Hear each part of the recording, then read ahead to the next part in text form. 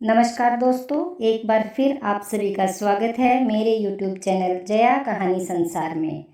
आज की कहानी में हम जानेंगे कि रामायण के रचयिता श्री वाल्मीकि जी, जो कि पहले एक खूंखार डाकू थे, किस तरह से एक संत बन जाते हैं। क्या है पूरी घटना, आइए जानते हैं आज की वीडियो में। बहुत समय पहले की बात है। तमसा नदी के तट पर घने जंगलों में कुछ जंगली जातियां रहती थी। वे लोगों को लूट मार कर अपना भरण पोषण करती थी। डाका तथा लूटपाट ही उनका मुख्य कर्म था। उनका सरदार क्रूरसेन बड़ा ही निर्दयी था। उसके पास कोई संतान नहीं थी। इसके कारण उसकी पत्नी बहुत दुखी रहती थी। एक दिन उसने अपने पति से कहा, तुम डाकुओं के सरदार हो, लूटपाट कर इतना धन लाते हो, पर हमारे बाद इसे कोई खाने वाला तो है नहीं। फिर इस पाप की कमाई का क्या होगा, जरा सोचो। क्रूरसेन ने कहा, इसका दुख क्यों मनाती है? अभी तक राहगीरों को ठगता लूटता हूँ, उनका धन छीन लेता हूँ। किसी दिन कोई बालक लूट कर लाऊंगा और तेरी गोद में भर दूंगा। उसकी पत्नी थोड़ी दयावान थी, बोली, हे भगवान, कैसी बात करते हो? सोचो उस माँ का क्या हाल होगा जिसका बच्चा तुम उसकी गोद से छीन कर उठा लाओगे। क्रूरसेन ने कहा, थोड़ा रो धो लेगी, फिर संतोष कर लेगी। जब उसे दूसरा बच्चा हो जाएगा तो पहले वाले को भूल जाएगी। तुझे अपना बच्चा कभी नहीं होगा, इसलिए तेरी खुशी के लिए मुझे ऐसा करना ही पड़ेगा। एक दिन सचमुच क्रूरसेन किसी ब्राह्मण के बच्चे को उठा लाया। उसकी पत्नी ने उसे माँ जैसा प्यार देकर पाला। उसका नाम रखा रत्नाकर। बच्चा धीरे धीरे बड़ा होने लगा। जिस तरह निर्दयी डाकुओं के बीच वह पल रहा था, वैसे ही संस्कार उसमें आने लगे। बड़ा होकर उसने भी अपनी आजीविका इसी प्रकार लूटमार से शुरू कर दी। क्रूरसेन अब बूढ़ा हो चुका था। उसके इस बेटे ने उसी के काम को अपना लिया। माँ को थोड़ा बुरा लगता था कि यह न जाने किस भले घर का लड़का है, हम लोगों की संगति संस्कार से लुटेरा बन गया है, पर कह कुछ नहीं पाती थी। लड़का जब जवान हो गया तो उसकी शादी कर दी गई। उसके घर में एक बच्चा भी हो गया। उन घने जंगलों से जो भी यात्री आते जाते, वह उनका धन सामान सब लूट लेता। एक दिन उस रास्ते से 5-6 ऋषि किसी यज्ञ में भाग लेने के लिए जा रहे थे। साथ में नारद जी भी अपनी वीणा बजाते हुए ईश्वर का भजन करते चले आ रहे थे। वे सभी साधु महात्मा थे। उनको किसी का क्या डर।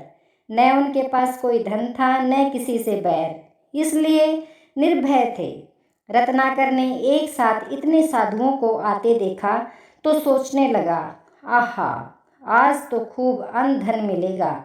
ये साधु यजमानों से खूब धन पाए होंगे। अपने हथियारों से लैस होकर अचानक साधुओं के सामने आया और डांट कर बोला, हे साधुओं, तुम्हारे पास जो भी अन्न धन वस्त्र हो सब रख दो और चुपचाप चले जाओ। अगर तनिक भी प्रतिरोध किया तो जान से हाथ धोना पड़ेगा, सबको मार डालूंगा। अचानक सामने आए डाकू की ऐसी बात सुनकर साधु तो डर गए और उनकी डर के मारे घिघी बन गई। डरने से तो संकट से छुटकारा मिलेगा नहीं, यह सोचकर नारद जी ने साहस से कहा, भाई, हम लोग साधु सन्यासी हैं, हमारे पास धन कहाँ। हम लोग एक यज्ञ में जा रहे हैं। यज्ञ की समाप्ति पर ही कुछ दक्षिणा मिलेगी, अभी तो हमारे पास कुछ भी नहीं है। रत्नाकर कड़क कर बोला, मैं कुछ नहीं जानता, मुझे धन चाहिए, ऐसे न जाने दूंगा। हो सकता है तुमने अपने इस तंबूरे में छिपा कर रखा हो, चुपचाप सीधी तरह से दे दो, अन्यथा मैं तुम्हारा यह तंबूरा तोड़ता हूँ। यह कहकर उसने नारद जी की वीणा छीन ली। नारद जी ने सोचा, बड़े संकट में आ गए हैं, अब क्या करें। एक तो यह कर्म से डाकू और दूसरा बुद्धि से मूर्ख, इसे तो दूसरी तरह से ही समझाना होगा। यह सोचकर नारद ने कहा, वीणा मत तोड़ो, हमारे पास जो भी होगा वह तुम्हें दे देंगे। पहले तुम हमें यह बताओ कि तुम यह काम किसके लिए करते हो। रत्नाकर बोला, यह काम मैं अपने परिवार के लिए करता हूँ। नारद जी ने उससे कहा, तुम जो यह लूटपाट करते हो यह बुरा काम है, इसका पाप भी लगता है।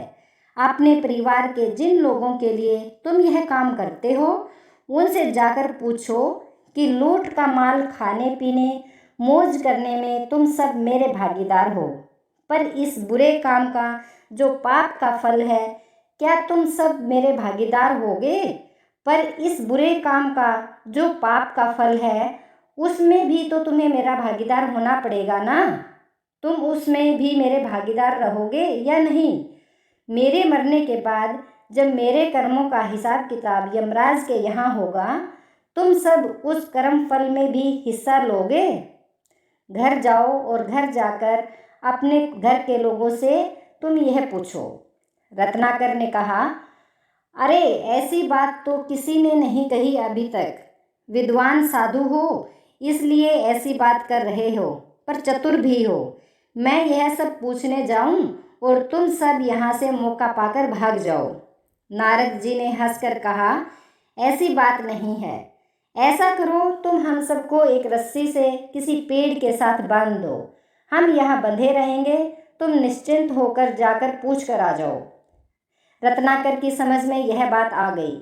उसने सब साधुओं को एक पेड़ के साथ रस्सी से बांध दिया और घर जाकर सब सदस्यों को बुलाकर कहा, मैं आज एक बात आप सबसे पूछना चाहता हूँ। लोगों को लूट पाट कर मैं आप सब का भरण पोषण कर रहा हूँ। एक तरह से देखा जाए तो निरीह लोगों को लूटना मारना बुरा काम है। बुरे कामों का फल भी बुरा ही होता है। लूटपाट से आए धन अन्न में जैसे आप सब भागीदार हो, क्या ऐसे ही भागीदार मेरे पाप का फल भोगने में भी होगे। आज बेटे के मुंह से दान पुण्य और उसके फल की बात सुनकर माँ चौंक गई। सोचा जरूर कोई बात है।